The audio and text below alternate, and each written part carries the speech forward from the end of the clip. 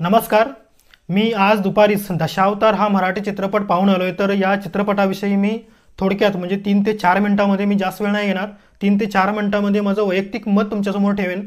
तर सगळ्यात आधी दशावतार हा चित्रपट पाहण्याचं कारण माझं काय होतं मी थोडक्यात सांगेन. आता सर्वात आधी तर मी कोकणातला नाही, मी बेळगावचा आहे. माझा जन्म बेळगावचा. तर बेळगाव आमचा जिल्हा येतो आणि बेळगावपासून 40 ते 45 किलोमीटर अंतरावरती माझं गाव येतं, माडीगुंजी. तर इथे जेव्हा मी लहान होतो, तेव्हा 8 ते 10 वर्षाचा होतो, तेव्हा माझे वडील सुद्धा अशा पौराणिक नाटकामध्ये भाग घ्यायचे. त्यांना अशा नाटकामध्ये काम करायला खूप आवडायचं. तर दशावतार असो किंवा दुर्गासुराचा वध असो, तर ह्या नाटकामध्ये ते भाग घ्यायचे. आणि हा जो नाटक होता, जे पौराणिक नाटक होते, या नाटकांना आमच्या गावामध्ये खेळ असं म्हणतात. तर दरवर्षी दसऱ्याला आमच्या गावामध्ये 5 दिवस फुल जत्रा असते माऊलीची. आणि ह्या माऊलीच्या जत्रेच्या निमित्ताने दरवर्षी खेळ व्हायचाच.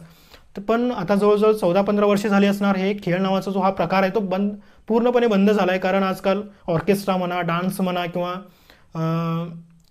तमाशा प्रधान नाटक म्हणा किंवा कौटुंबिक नाटक म्हणा, असे नाटक होत आहेत. पण हा खेळ नावाचा जो प्रकार आहे तो पूर्णपणे आता बंद झाला आहे. आणि जे शिकवणारे जे मास्टर्स लोक होते ते सुद्धा आता सध्या हयात नाहीत.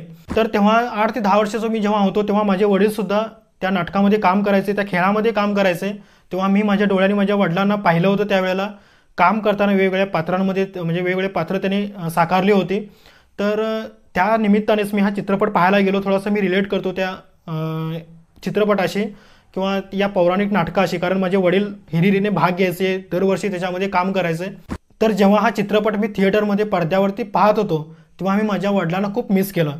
कारण आता ते सध्या जिवंत नाहीत. जर ते जिवंत असते तर माझ्या वडिलांना मी नक्कीच हा चित्रपट पाहण्यासाठी मी नेलं असतं. कारण जवळजवळ 10 ते 15 वर्षे झाले आमच्या गावामध्ये हा खेळ नावाचा जो प्रकार आहे तो पूर्णपणे बंद झाला आहे. तर जेव्हा हा चित्रपट माझ्या वडिलांनी पाहिला असता तर त्यांना खूप प्रचंड आनंद झाला असता. त्या काळातल्या आठवणी त्यांच्या जाग्या झाल्या असत्या, ताज्या झाल्या असत्या आणि त्यांनाही खूप आनंद झाला असता, असं मला त्यावेळेला थोडंसं ते वाटलं. आणि कोणी खूप मिस केलं मी त्यावेळी त्यांना. आता लोक असं म्हणतात की कांताराचा थोडासा प्रभाव इथे दिसतोय, कारण थोडासा कॉपी ह्या लोकांनी केलाय. पण असं काही नाही आहे. थोडासा त्यातल्यात 1-2% तुम्हाला वाटेल, पण जास्त असं काही नाही आहे. पूर्णपणे वेगळा चित्रपट आहे. त्यातल्यात 2-3% तुम्हाला असं वाटू शकतं, पण कॉपी ॲज इट इज केलेली अजिबात नाही आहे. आता प्रत्येक जण असं म्हणतो की कोकणातल्या प्रत्येक मराठी माणसानं चित्रपट बघितला पाहिजेत, पण मी तर म्हणतो की प्रत्येक मराठी माणसानं चित्रपट बघितला पाहिजेत, जो कोकणातला असो किंवा इतर पूर्ण महाराष्ट्रातला असो. प्रत्येक मराठी माणसानं हा चित्रपट पाहिला पाहिजेत. मराठी माणसानंच काय तर प्रत्येक भारतवासियांनी हा चित्रपट पाहिला पाहिजेत. असा चित्रपट उत्कृष्ट चित्रपट आहे. आता ह्या चित्रपटामध्ये ज्या ज्या कलाकारांनी काम केले, तर प्रत्येक कलाकाराने उत्कृष्ट काम केले, खास करून दिलीप प्रभावळकर सरांनी. त्यांचा अभिनय मला इतका आवडला, कारण तो माणूस 81 वर्षाचा आहे. तुम्ही विचारसुद्धा करू शकत नाही की 81 वर्षाच्या ह्या माणसाने हा असा अभिनय केला आहे. तर 81 वर्षामध्ये असा अभिनय करणं खरंच म्हणजे ग्रेट पर्सनॅलिटी. तर मी त्यांचा खूप मोठा फॅन आहे पहिल्यापासूनच. कारण ज्या चित्रपटामध्ये आधी ज्या चित्रपटामध्ये त्यांनी काम केलं आहे, म्हणजे झपाट्याला असू द्यात, म्हणजे ते डोळे बघ म्हणजे असू द्यात, किंवा अजून वेगवेगळ्या चित्रपटामध्ये बघा, तर काय अभिनय केला त्या माणसाने, तर अप्रतिम. म्हणजे अजून जेव्हा मी ऑलरेडी फॅन होतोच, पण अजून मी चाहता झालो आहे. तर मी स्टोरी ह्या चित्रपटाची इथे मी रिव्हील नाही करणार की असं आहे तसं आहे, कारण बाप लेकाची याच्यामध्ये थोडीशी स्टोरी यामध्ये दाखवलेली आहेच.